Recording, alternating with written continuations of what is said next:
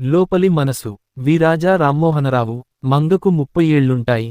ముఖం మంచి కళగా ఉంది. అందమైందే. ఇలాంటి మంగ మొగుడికి పిచ్చా అనుకున్నాడు మాధవరావు. తన మొగుడికి పిచ్చని, తనకి ఒక్కడే కొడుకని, మంగే తనని తాను పరిచయం చేసుకుంటూ చెప్పింది. ఏమంటాడో అని మంగ మాధవరావు వైపే చూస్తుంది. మంగ నీట్గా, శుభ్రంగా కూడా ఉంది అనుకున్నాడు మాధవరావు. పనిమనిషి అవసరం ఉంది. కాని, అన్నాడు మాటని మధ్యలోనే ఆపేస్తూ. ఏంటో చెప్పండి అయ్యగారు, అంది మంగ చెప్పమన్నట్లుగా. ఇంట్లో నేను ఒక్కడినే ఉంటున్నాను. ఇంటి పని, వంట పని అంతా చెయ్యాలి. నీకు కుదురుతుందా అని అన్నాడు. నాకు ఇలాంటి ఇల్లే కావాలి అయ్యగారు. మొన్నటి దాకా పిల్లాడిని పక్కిళ్లవాళ్లకి అప్పచెప్పి 4 ఇళ్లకి పనికి వెళ్లాను. కాని ఇప్పుడు వీడు నన్నొదిలి ఉండటం లేదు. అందుకే ఒకటే ఇల్లైతే వీడిని కూడా ఉంచుకుని నెమ్మదిగా పనంతా చేసుకుంటాను అంది. మరిన్ని వివరాలు మాట్లాడుకున్నాక మంగ పనికి కుదిరింది. 2 ఏళ్లు చూస్తూ చూస్తూ ఉండగానే గడిచిపోయాయి. మంగ ఎంతో తృప్తిగా సంతోషంగా ఉంది. మాధవరావుకి కూడా సౌకర్యంగా ఉంది. చిన్నదైనా మంగది సొంతిల్లు. తండ్రి తాగుబోతూ, ఇంట్లో వాళ్లని పట్టించుకోకుండా తాగి మంగ చిన్నతనంలోనే చచ్చిపోయాడు. తల్లే నానా యాతనలు పడి మంగను పెంచిపెద్ద చేసింది. కూలి పనులు, ఇంట్లో పనులు, ఇలా నానా చాకిరీలు చేసి చివరకు ఒక ఫ్యాక్టరీలో చిన్న ఉద్యోగంలో చేరింది. తల్లి పడిన ఆ కష్టాలన్నీ మంగకి తెలుసు. చెప్పుకోవటానికి దూరపు బంధువులు పేరుకి కొందరు ఉన్నా ఆదరంగా ఆదుకునే వాళ్లెవరూ లేరు. అందుకే ఆ తల్లికి మంగకి ఆ తల్లి సర్వస్వమయ్యారు. కూతురికి ఏదో ఆధారం ఉండాలని అష్టకష్టాలు పడి ఆ ఇల్లు కొంది మంగ తల్లి. మంగ 9వ తరగతిలో ఉండగా తల్లికి జబ్బు చేసి ఫ్యాక్టరీకి వెళ్లలేని స్థితికి వచ్చింది. అలాగే మంచం మీద కొన్నేళ్లు ఉంది. మంగ ఒంటరి కాకూడదని తొందరపడి పెళ్లి చేసింది. ఎవరో చెప్పిన సంబంధం. పిల్లాడు బాగానే ఉన్నాడు కదా అనుకుంది. పెళ్లయిన ఏడాదికి మంగ తల్లి పోయింది. ఆమె మొగుడు కొన్నాళ్లు బాగానే ఉన్నారు. కాని మధ్యలో తిక్కగా ఉండేవాడు అతను. ఏ పనికి తిన్నగా వెళ్లేవాడు కాదు. బద్ధకమేమో అనుకుంది మంగ. కాని క్రమేపీ తెలిసొచ్చింది. భర్త రంగది బద్ధకం కాదని, అతనికి మతిస్థిమితం ఉండటం లేదని. అతని వైపు ఎవరూ లేరు. అన్నింటికీ మంగే అయింది. 4 ఇళ్లల్లో పనికి కుదిరింది. క్రమేపీ రంగపిచ్చి పెరుగుతూ వచ్చింది. పొద్దున్న లేచింది మొదలు రోడ్డుచ్చుకు తిరుగుతూ ఉంటాడు. ఎవరైనా డబ్బులు ఇస్తే ఏదో ఒకటి కొనుక్కుని తినేస్తాడు.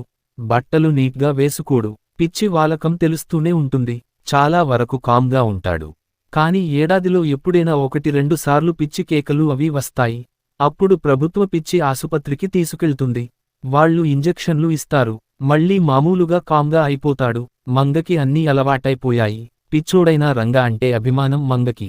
బాగున్న రోజులు గుర్తు తెచ్చుకుంటుంది. పిచ్చి అతను కావాలని తెచ్చుకుంది కాదు కదా అనుకుంటుంది. పసివాడైన కొడుకుని ఎలా చూసుకుంటుందో భర్తని కూడా అలాగే చూసుకుంటూ సర్దుకుంటుంది. పరోక్షంలో మంగని పిచ్చోడి పెళ్ళామని వ్యవహరిస్తుంటారు. దానికి మంగ బాధపడదు. కుంటి, గుడ్డి అయితే ఎలాగో ఇది అలాగే అనుకుంటుంది. మాధవరావు ఇంట్లో పనికి కుదిరి 2 ఏళ్లు గడిచేసరికి మంగ ముఖంలో కళ పెరిగింది. నడకలో చురుకొచ్చింది. శుభ్రంగా తయారై పిల్లాడితో సహా మాధవరావు ఇంటికి వెళ్లేది. మధ్యలో అవసరమేదైనా ఉంటే ఇంటికి వచ్చేది. లేదా రాత్రి మాధవరావు భోజనం అయ్యాకే ఇంటికి రావటం. మంచి చీరలు కడుతోంది. కంటికి నదురుగా కనిపిస్తోంది. ఎవరింట్లోనో పనికి వెళ్తున్నట్లుగాక ఏదో ఆఫీసులో పని చేస్తున్నట్లు ముస్తాబయ్యేది. మంగ చుట్టుపక్కల వాళ్లందరూ నిర్ధారణకు వచ్చేశారు. మాధవరావు ఒంటరివాడు, డబ్బున్నవాడు, బాగా చూసుకుంటున్నాడు. కాబట్టే మంగ అన్ని సోకులు పోతుంది. ఎవరైతే మటుకు పిచ్చోడితో ఎన్నాళ్లుంటారు, మంచోడినే పట్టుకుంది అని కొందరు ప్రచారం. పోనీలే పాపం, పిచ్చోడిని అన్యాయంగా వదిలెయ్యలేదు. బాగానే చూసుకుంటుంది. దాని వరకు అది సుఖపడితే తప్పేమిటిలే అనుకున్నారు మరికొందరు. మాధవరావుకి భార్య లేదు. పిల్లలు విదేశాలలో ఉన్నారు. జీవితం సౌకర్యవంతంగా ఉండాలనే ఆయన కోరిక. డబ్బుకి వెనకాడాల్సిన అవసరం లేదు. సొంత ఇల్లు, పెన్షన్ వస్తుంది. పిల్లలు కూడా డబ్బులు పంపుతున్నారు. మంగ ఆయనకి వీలుగా సదుపాయంగా అన్నీ చేసిపెడుతూ ఉంది. మంగ, నువ్వు సుఖంగా సంతోషంగా ఉండు. నన్ను అలాగే ఉండని. నువ్వు ఈ ఇంట్లో పనిమనిషివి అనుకోకు, ఇంటి మనిషివే అనుకో. మనకి డబ్బుకి లోటు లేదు. నా వల్ల నువ్వు సుఖంగా ఉన్నావంటే ఈ వయసులో నాకది ఎంతో తృప్తి అని మంగ పనిలో చేరిన నెలలోపే చెప్పాడు మాధవరావు.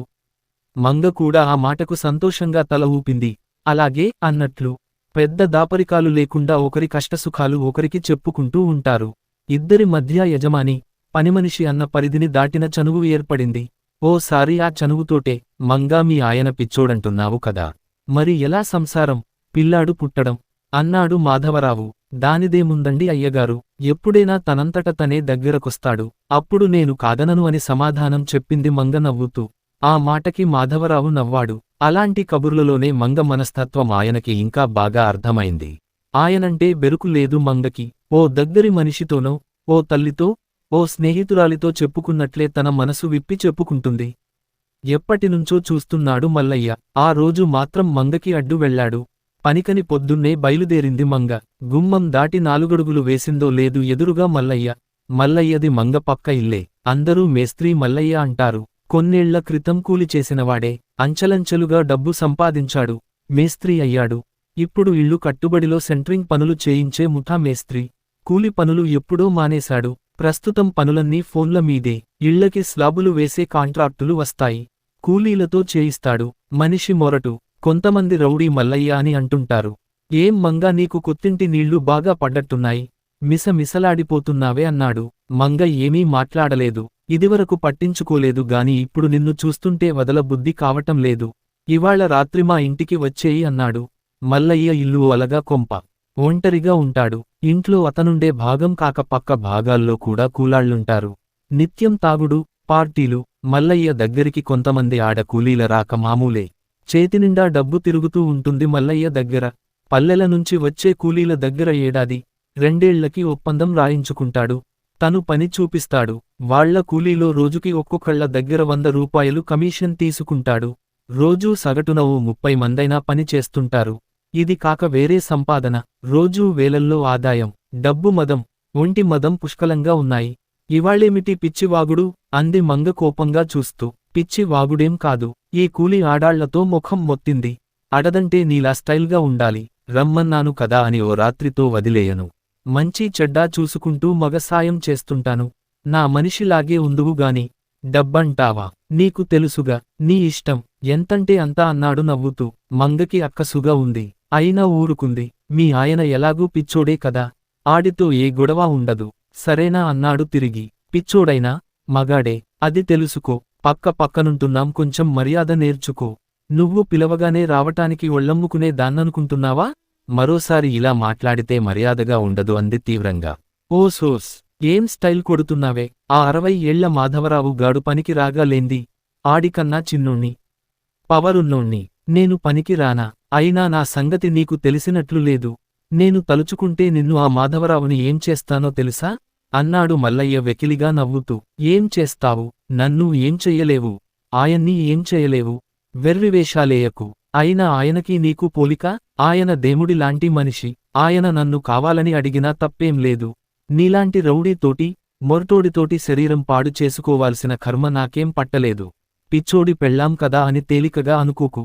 నా భర్తంటే ఏమిటో నాకు తెలుసు. ఇంక మాధవరావుగారంటావా? నేనేమిటో ఆయనకి, ఆయనేమిటో నాకు తెలుసు. నా నీతి, నా గౌరవం నాకు ఉన్నాయి. దేనికి భయపడే బతుకు బతకడం లేదు నేను. తెలుసుకో అంది. అలా అని ధీమాగా మల్లయ్యని తప్పించుకుని ముందుకి నడిచింది మంగ. మల్లయ్య నోట మాటరాక అలా నిలబడిపోయాడు. మల్లయ్య తనను అలా రోడ్డు మీద నిలబెట్టడం ఎంతో చికాకుగా ఉన్నా ఏం కలత పడలేదు మంగ. శరీరాలు దగ్గరవకపోయినా మనసులు దగ్గరవడంలో ఉన్న తృప్తి పొందుతోంది మాధవరావు దగ్గర. ఒకరికి ఒకరు తోడుగా బతకటంలో ఉన్న ధీమా అనుభవిస్తోంది. ఇది అని చెప్పలేని అమలినమైన తృప్తి అది. మంచి మనుషుల దగ్గర మాత్రమే లభించే అరుదైన గొప్ప ఆదరణ అది. తనది గొప్ప అదృష్టం అనుకుంటోంది మంగ. తను ధైర్యంగా అలా బతకడం సరైందే అనుకుంటోంది. పిచ్చోడి పెళ్ళామే కావొచ్చు, నలుగురికి లోకువ కావొచ్చు, పరిస్థితులు అంత గొప్పవి కాకపోయినా బాగానే బతకొచ్చు. ఎందుకంటే మనసు లోపల ఏమున్నదో దాని విలువ దానిదే.